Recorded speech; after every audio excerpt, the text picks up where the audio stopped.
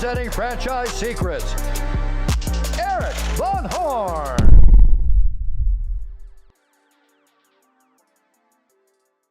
Hey, Franchise Secrets, I've got Yoel Gutierrez on, and he's a good friend of mine. He's been in the Franchise Tribe Mastermind for a long time, been part of the tribe of investors, and he's a Mosquito Joe franchisee.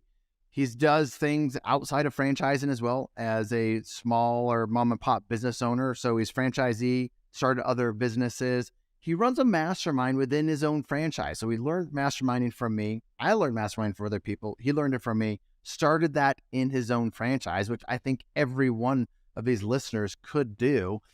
So if you're interested in something like that, you're going to love this show. But he's done a lot of different things, and he's had some unique success early on. He took advantage of that. So I think you're going to really enjoy this one with my friend, Yoel. Yoel, man, I've been waiting to get you on the podcast. We've been friends for a long time. It's about time you're on, man. How you doing? You and me both, man. Thanks. I'm doing good. So it was a real pleasure and an honor to be asked to be on this. So I remember you coming onto one of my events early on, and, you know, I could see in you what was going to happen. So it's good to see how far you've come. Dude, it's awesome. It's fun to get to know people and then see them grow, and the feeling's mutual. So we got all kinds of stuff we're going to talk about today. Let's just get started. I mean, you're a franchisee with Mosquito Joe. You do a lot of cool things as a franchisee within the franchising system that I think other franchisees should kind of take note and learn from. But why don't we go ahead and give the audience a little bit of your background so they know who you are and how you got into Mosquito Joe. And sure. So my name is Yoel Gutierrez, obviously. Or as how we say in South Dakota, Yoel Gutierrez. Yoel Gutierrez, yeah. I'm better at that after I just got back from Costa Rica, so I was applying a lot of Espanol and embarrassing my family for sure. Good. Now we got to get you down to Miami again and speak some real Spanish, some Spanglish. So, you know, when I was young, my father owned a construction company, and I always saw him working all the time. I would work in his business. He would take me in the trucks. His employees would take me. And when I was little, that's what I thought you did when you grew up, right? You own the business. That's what I thought was going to happen. And I had it in my head where I was going to be a part of that business. I wanted to be a civil engineer, just to grow into that business. And unfortunately, my dad passed away when I was about 15 years old. He had skin cancer. And when that happens, you know, you become a man real quick. You had to start working out the gate. At 15, and I had various odd jobs here and there. I went to school for mechanics. I was Honda certified. What happened there was that my mom had never worked a day in her life, and then she just went into the role of the bread maker in that family. So she started opening companies. She bought real estate. There was one company that I was working for as a mechanic, and they said, "We're going to sell the business." I was like, oh my God, this is amazing. So I went home, I told my mom, and she was like, well, is that what you want to do? I said, yeah. So she talked to my uncle. They kind of got their money together, and they bought that business out of nowhere. And I was so surprised. So me being a young kid, about 18, 19, I was in that business, and I didn't know what we had at the time, right? So I probably could have worked harder. But that's around the time when eBay came out. Amazon was kind of coming out. I think more eBay. So people were getting car parts cheaper online than what we were paying for them. So that business kind of started to dwindle a little bit, and I got bored of it. So I started looking for something else. So I became a property appraiser. And then from there, I went into IT randomly. And I was in IT for 15 plus years. As an entrepreneur, as an employee? As an employee. Eventually, as an entrepreneur, I opened a company later on. And I had opened up companies in between, you know, trying to make shirts. You know, I was always trying to get to that level of owning a business, and they just failed and failed and failed. But now being older, I know that those weren't failures. They were lessons, and all those lessons led me to where I was. So back in 2014, a good friend of mine came up to me and said, you know, I see how you work. I want to get into business with you. And it was out of the blues. I was like, yeah, of course. So he was looking at franchises. He was looking at 24-hour franchises, fitnesses. And I thought in my head, I don't have that kind of money. I can't do that. You got to pay people 24 hours. Utilities 24 hours. I don't have that bankroll. So I went in August to visit my mother in Georgia for her birthday. And I was telling her what I wanted to do. She was like, you know what? Our front door neighbor just opened up a business last year. He said he's doing really good. It's called Mosquito Joe. So I crossed the street, knocked on his door, and we spoke for about an hour right there at his doorstep. And at the end of the conversation, he was like, man, if you don't do this in Miami, you're an idiot. And I said, yeah, you're right. So a month later, we had signed the paperwork for Mosquito Joe. So we had done all our the due diligence that we knew what to do with, right? Yeah. Which is not the same due diligence that you would do if you knew what you were getting into. And that's always the case. Everyone, if you're a buyer out there, you're looking at buying a franchise, you only do what you know how to do. Once you get into it, you're like, oh my gosh, I didn't do nearly enough due diligence, but you did it. And, and then you live with it and you make it work. But that's such a true statement. You did the due diligence, that you knew what to do. Luckily, it turned out better than what we thought. Well, I mean, we're still learning things about the corporate. It's been sold a couple of times, so it's a different animal than what it used to be. But at the beginning, it was the brand, it was the colors, it was what it stood for, it was a service that I knew we needed in Miami. My wife complains to no end about getting bit by mosquitoes all the time, so I knew we had an audience. So we signed up, and within the first 2 months, my partner and I still had full-time jobs. And we said, you know what, let's open this franchise part-time. We still need income. We still got to pay our bills.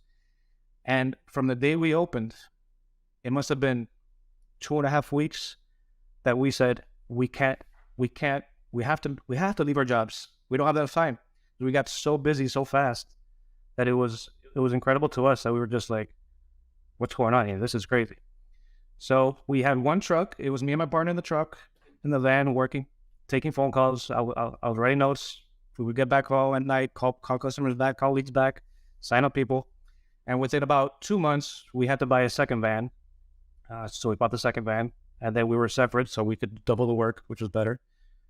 And from there, we kept growing. We hired our first employee. So you kind of working in the business at that point. You had a job. You and your business partner, 50-50? Yeah. Bought a second truck. So you guys each had your own truck. You were definitely self-employed, working in the business, and then you're still getting busier. Yep. 100%. Getting busier. Had to hire a first employee within 4 months. Young kid, he was able to help us out. And right now, I'm very proud of him because he became a pest control manager, trainer, and he's gone on to do great things. So we're very proud of that. So yeah, then that was 2015. So 2015, we came up, we won some awards with the franchise, based on revenue on the first year. Second year, Zika hits Miami. Which Miami residents, they hate that. That's the worst thing that they want to hear. Tourism, nobody wants to hear that. But when that hit, what did you think? Man, the first thing I heard was the governor put in a state of emergency for Florida for this. And knowing people in certain positions is good. And I had a family friend that was, or still is, a reporter for a local news station. So the first thing I did was I called her and I asked her, is there anything we can do? She said, yeah, I'll have a video crew at your house at 8 p.m. tonight. I said, okay, cool. So that night they showed up. I got my uniform. My partner went out spraying some water just so they could get it on camera, and they interviewed us. And from there on out, I was on Good Morning America, the Today Show. We were all over the place, all the local TV stations, Spanish TV stations, radio, newspaper, everything. Whenever anybody called me to ask, I said yes, because I knew this. I only had one chance to make this count, and it counted because we grew up 4x that year. Wow. Was that your second year in business? Second year in business. So I want to take a little detour right now. For all the franchise buyers out there, when you're interviewing somebody or going through due diligence and you're talking to franchisees and validation, and someone's crushing it, you need to dig a little bit deeper to find out why they're crushing it. It might be, if they're in the restoration business, that a tornado hit that town and no other town around it and caused a bunch of flooding and roofs off and whatever. Or they had a hurricane come through a particular year, or Zika happened. And not only did that happen, but the franchisee knew how to take advantage of that to grow their business. So that's what a lot of franchise buyers don't really understand when they're validating with franchisees. The numbers look great, but you need to dig in. Why do the numbers look great? And is it a one-off thing? So, I have a lot of different scenarios going through my head, Yoel, as I hear you say that, because I've seen franchise buyers just make mistakes. They're not digging in deeper to find out the why. So I did want to mention that, because if they were to talk to you, you're crushing it, grew 4X, and they're like, great, they take notes, grew 4X. That's what I can expect in my town, next year, my second year, we always grow 4X. Like, just be aware of that, franchise buyers. So sorry for that little tangent, but I had to say that because I think that's important. No, that's 100% correct. Because I tell people as well that are looking to franchise, and I'm like, be wary about the people that the franchisor tells you to talk to, because it's usually the best performing people. And they can't really do that. They're not supposed to really do that. But like, there's things that happen, and then there's things that happen in the real world. So that's a very good advice. So what would you do? Like, what do you tell people? So I tell them, go on Google, find out ones in different areas, and just start calling them. I mean, don't just take their word for it. Call different ones, because everybody's going to have a different experience with the franchisor. It could be great, and it could be just terrible. I mean, and obviously not everybody that opens a franchise is going to succeed. You're buying a business in a box, but that business isn't going to succeed if you don't work it. So if you don't work it, doesn't matter what corporate does. It's easy for franchisees to blame the franchisor for a failure. Now, there are some franchisors that absolutely contribute to franchisees' failures. We know that. That's true. But a lot of people really aren't that entrepreneurial, and they're really not as good as they think they are. And in franchising, I think it's really easy for people to blame the franchisor first without looking at themselves first. And because if you had done that as a mom and pop, would you have succeeded? Why or why not? So I think there's also people that are entrepreneurial that don't know how to follow a system. They think they know better. Yeah, you could be too. That's true. They think they know better, and they want to do things their way, and it doesn't work out, and then they still blame the franchisor. And you can't blame them until you follow their program, and then it fails. One of the things that I like to, we're getting way off topic, which is what we do. And, but one of the things that I like to look at is, are there people succeeding in the franchise system? And if there are, the majority of people making money or having success, however you've defined success or the franchise system defines success, that tells me it's a me problem, a franchisee problem, not a franchisor problem. So if nobody's making any money in the franchise system, then it's a franchisor problem. If you're not making money and a third or 50% or 80% of them are making money, then you have people to look to, and you can figure out why you're not making money. That's kind of how I think about it. Yeah, and I think the other caveat is location, right? So territory might be an issue. So that's where your due diligence. Talk about that, because I know that you know a lot about that, and talk about it however you want. Specifically for our franchise, location is very important, right? Because if you're in Alaska, you're going to have a very short mosquito season. So you can't expect to make millions and millions of dollars for a season that's a month long. Now, our location, we're open year long. So we can do a lot more in revenue with a lot less overhead. So our size franchise up north needs to do 4 times more or have 4 times more employees than we do, just because we're open all year long. They have to do it at a lot shorter season, so they need more employees, more customers to bring all that revenue in. So that would be a case where I'd have to do my due diligence on the franchise where I live. Is this a business where it's going to be feasible for me to make money especially if it's seasonal. So that's definitely something that you need to take into consideration. And even to take it a step further, different industries have different licenses, different things that you need. And some people see that as a challenge. It's a barrier to entry. Well, yeah, I have one of those too. Yeah, but talk about that.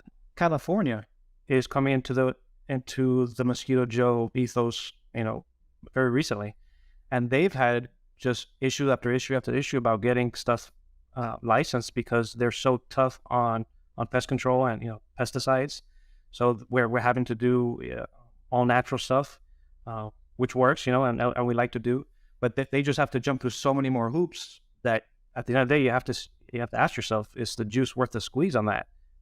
Do I put all that money into this licensing to get this business going? And it may or may not be, because if you need to have, if it's more difficult, there's more barriers to entry. That means there's going to be less competition. Right. Let's, so how long have you been a Mosquito Joe franchisee now? So we opened 2015. So I think we're going on our eighth year. And you have, how large is your area? How large is your territory? So we own 4 territories in South Florida. So if you're familiar with the area, we're basically from Aventura down to the Keys. So all of Dade County and Monroe County is our area. So you're doing some fun stuff within the Mosquito Joe system. You were with them when it was owned by Buzz Brands, I believe. Kevin had started Buzz Brands and sold it to Neighborly. So you've been through that transition from kind of startup to owned by a large family of brands, probably the largest family of brands, Neighborly. And there's challenges and different things that come along with that. And there's really good things that come along with that too. We might get into some of that. But what I want to talk about is COVID hit. They canceled their convention, like a lot of brands did.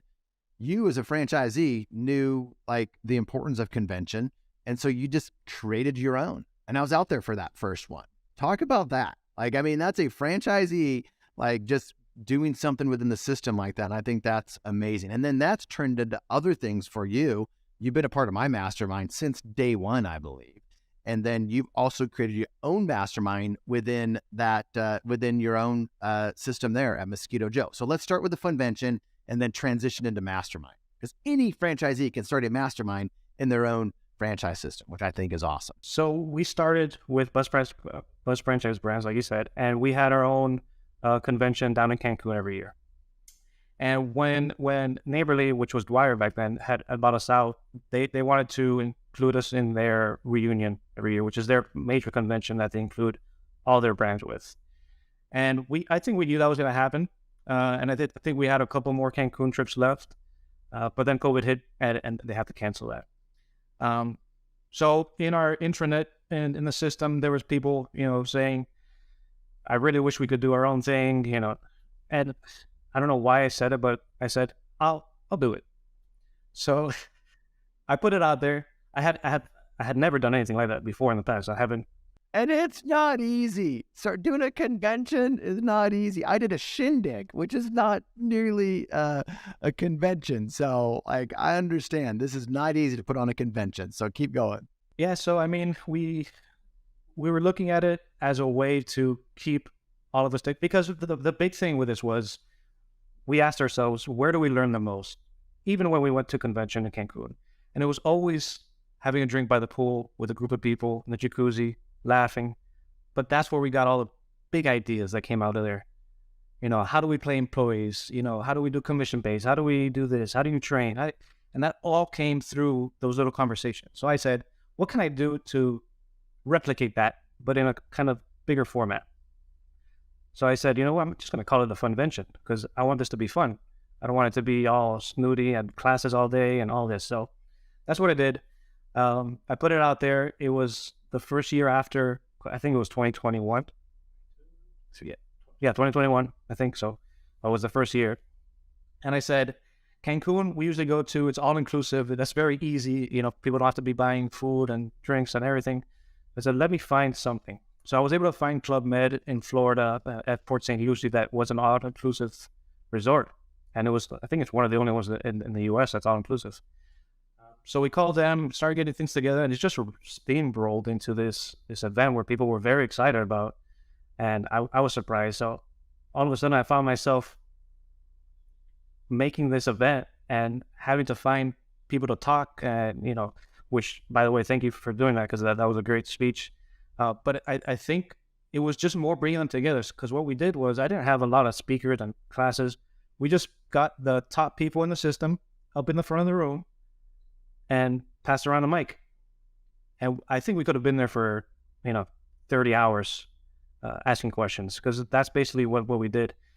And then we made some time for pool. We made some time for dinner. We had their whole dining section reserved for us. So every night we had a dinner together. So it was very, very like a big community of Mosquito Joe owners, which we wanted to do. And you're the ringleader, of all this. So that's fun. I like doing that stuff. But I still go to the corporate convention, reunion. I feel that you still have to have that connection. I have a good relationship with corporate. I don't sway people from going one way or the other. I go to both. Obviously, I go to mine, but I go to theirs because I feel that I want to be there. I want to participate. I want to be somebody in the system that people look up to. When I started, there wasn't many that were veterans, because the franchise had opened 2 years before. So I think they started franchising in 2013. So there was a couple veterans, and they always helped me.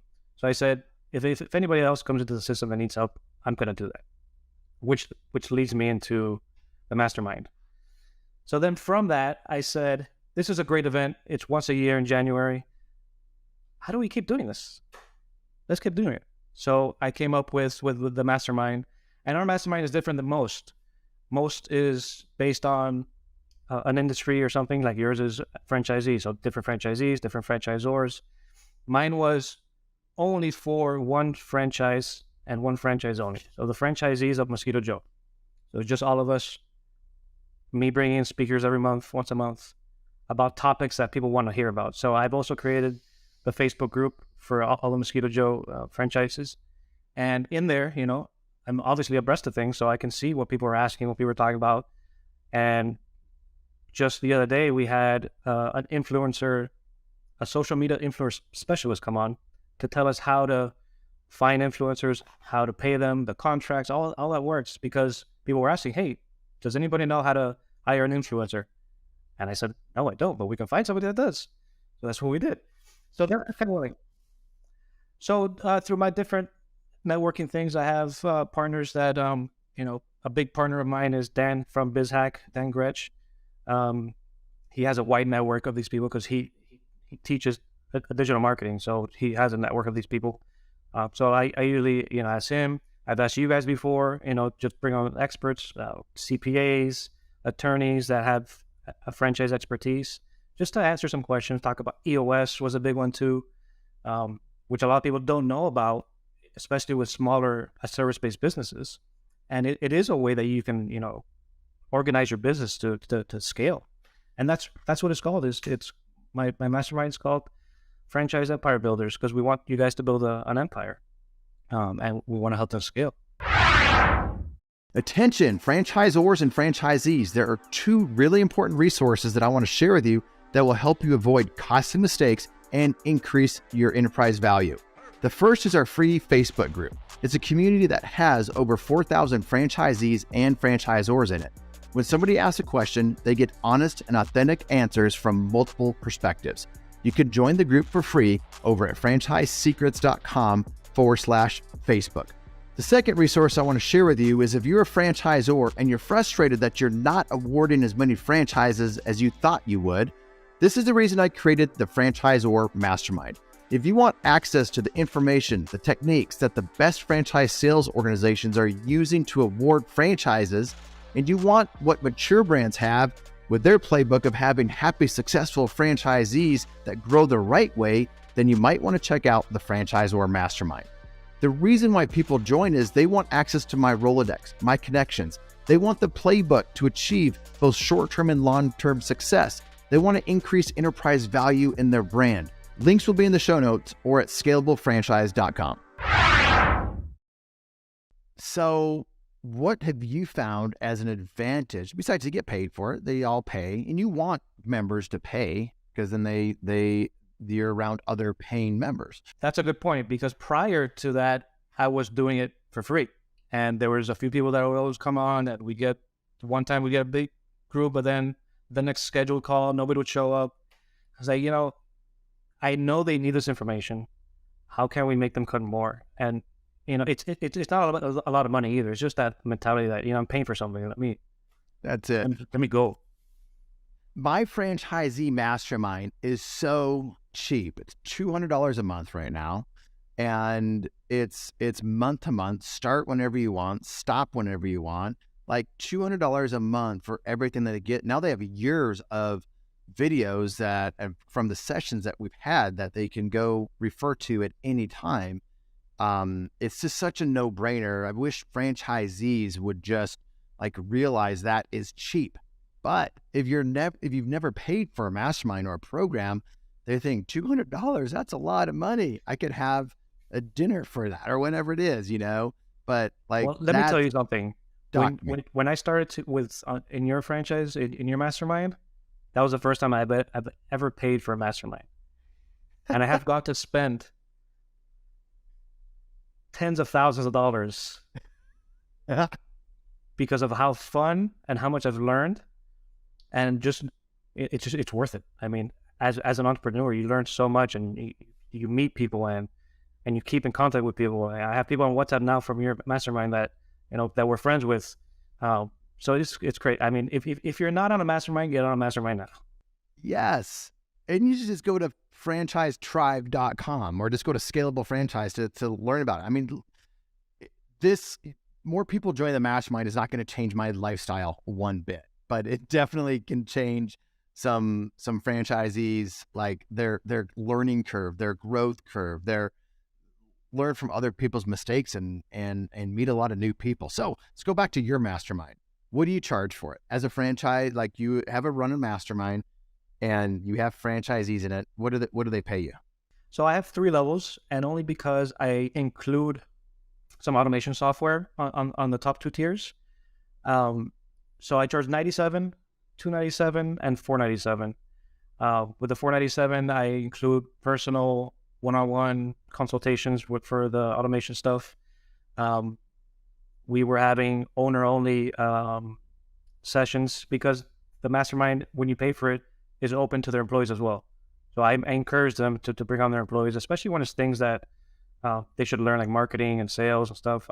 I don't want just the owner to be in there and then they walk away saying, oh, that was a great session, but then never tell anybody else. I want them to have their employees there so they can learn as well and help with business growing. Well, that's what we did in the Franchise Tribe Mastermind. We had Ryan Casey would do sales training every month in there. And now Ryan has a course on it and all mastermind members get that course for free.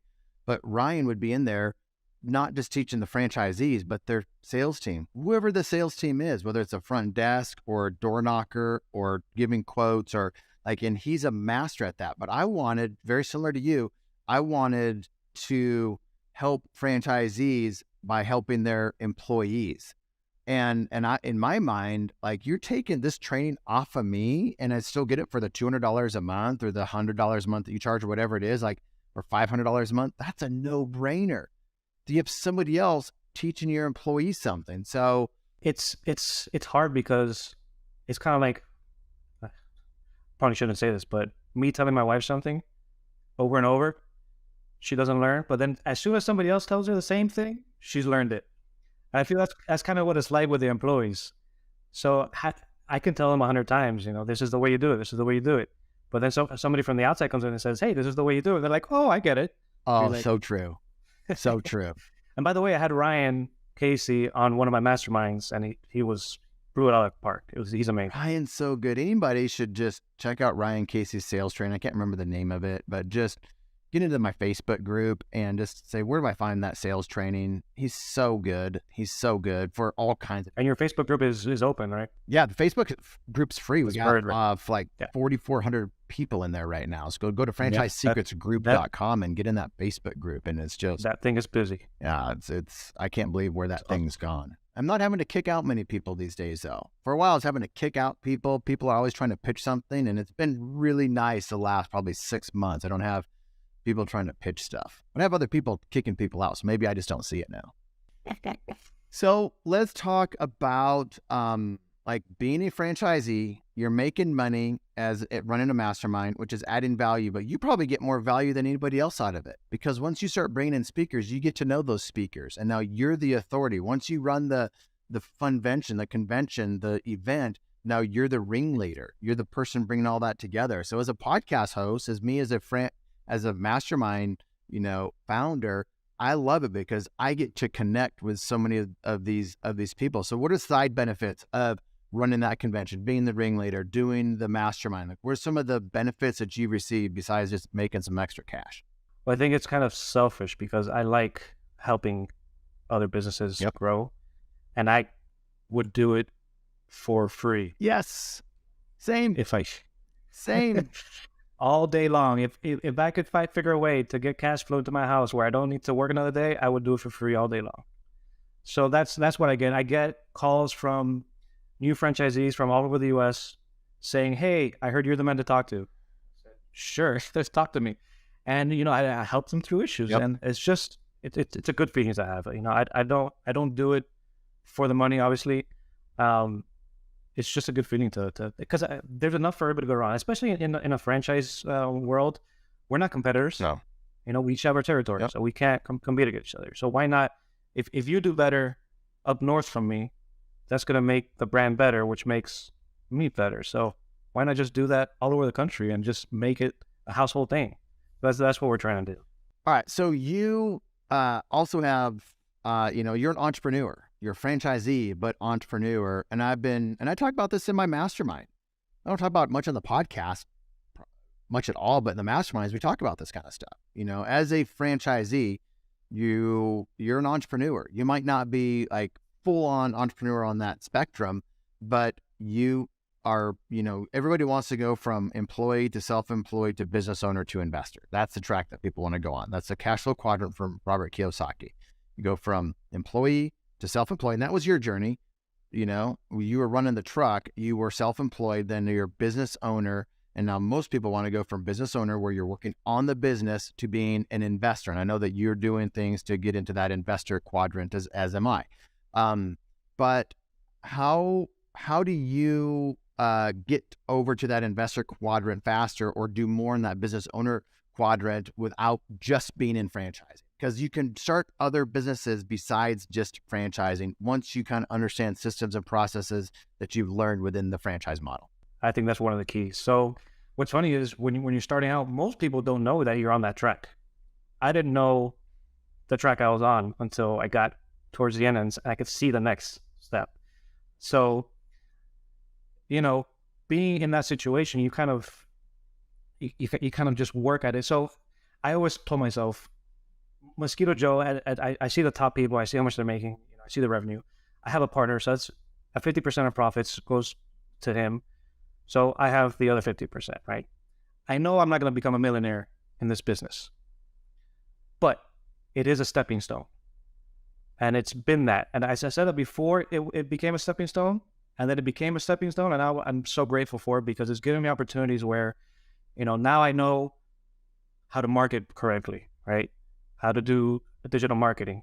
So now I can take those skills and create another business, or join another business, or, take over another business and use those skills to scale and grow another business. I think that's where I'm heading towards, or I've been heading towards.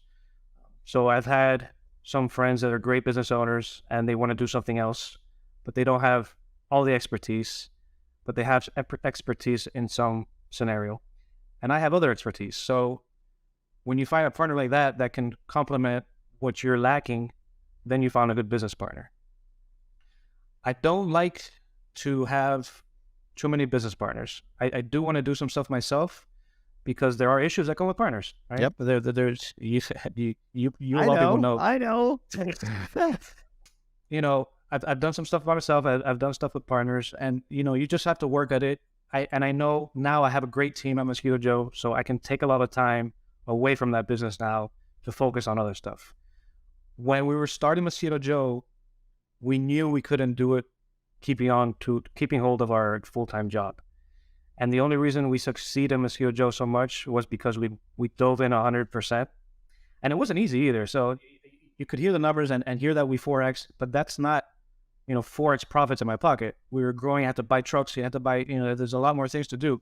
My wife was taking care of the bills for 2 years.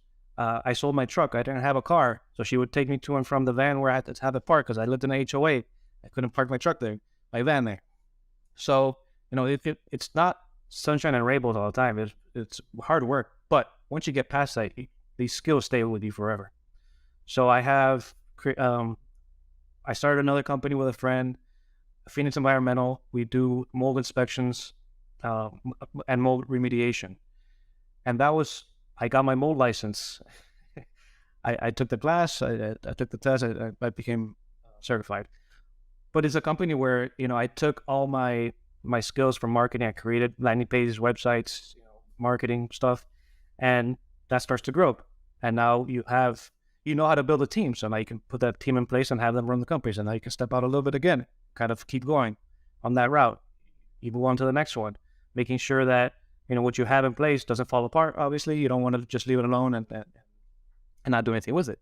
But it's having a franchise gave somebody that's never owned a real business a pathway for success, right? They give you all the tools. They give you all the operating procedures, how to do things. And from that, I learned. The cool thing about franchises is you can be doing IT and pivot into spraying for mosquitoes. I didn't have to learn anything. I didn't have to go to school for it. I bought a franchise. They did the training. I got my certifications, which, in Florida can be difficult, but, we did it. And that's what I love about franchising as well. And then franchising from there, it gives you a stepping stone. Most franchises, I don't think, are multi-million-dollar franchises. There are a lot of them. There's a handful. McDonald's, everything does millions and millions of dollars a year. But the little ones can give you a stepping stone for that track, right? Getting to that track where you can become an investor and start seeing cash flow, which thanks to you as well, that other mastermind, that a tribe of investors, really opened my eyes to investing. Because again, I didn't know what I didn't know, and getting into that mastermind really taught me a lot about investing. And now I have some investments that are covering my mortgage. And even like the investment, so getting into that investor quadrant, but also setting up those investments the right way with the right vehicles, so you're not getting hammered with taxes. And there's so many things that go into that. So, man, I just love what you've done. Like, out of all the people that have been in my masterminds, you're the only one that I know of that's doing their own mastermind. Like, I love that. Like, we're cut from the same cloth, that you get to do that. And you take things that you learned in my mastermind, implement that into your mastermind. And I do that from masterminds that I'm involved with. I've learned from them, I implement it, and then seeing you do the same thing, I'm like, that's just so great. So it's awesome. I mean, it's been a great journey. I love seeing the people pop up in that mastermind when you open that Zoom and they start to come in. You're like, all right, good. Let's teach some stuff. Let's learn something. So it's a great feeling. Again, I thank you for your masterminds, because they did give me the idea. Did give me actually the courage too, because that's not something easy to do. You have to sit in front of this camera and talk to people. Most of the time they have their cameras off, so you're talking to a black screen. So it's hard to keep that conversation going. Dude, Yoel, the first one that I did, I prepared forever for it. And then the power went out. Like, everything that was going wrong, everything went wrong. I was so nervous. And now I just do them all the time, and it's super easy to do. Well, now, isn't it cool how even if you don't have a topic, you just get on there and you can talk for an hour? You just talk. People ask a question or they don't ask a question. I can just get started, and then questions start coming in. That's where I'm getting to now. I love it. Because before I was super nervous, getting ready for it. What do I talk about? I don't know what to say. And then that camera comes on and you're just like, all right, let's talk. Awesome. All right, man. Well, I appreciate your friendship. I love what you've done. And thanks for coming on the podcast to share it with everyone. I appreciate you. And thank you for having me on, man. Thanks for listening to the Franchise Secrets podcast. Links to everything can be found over at franchisesecrets.com. And if you want my help with anything from starting your own franchise to growing your current franchise business, please visit scalablefranchise.com.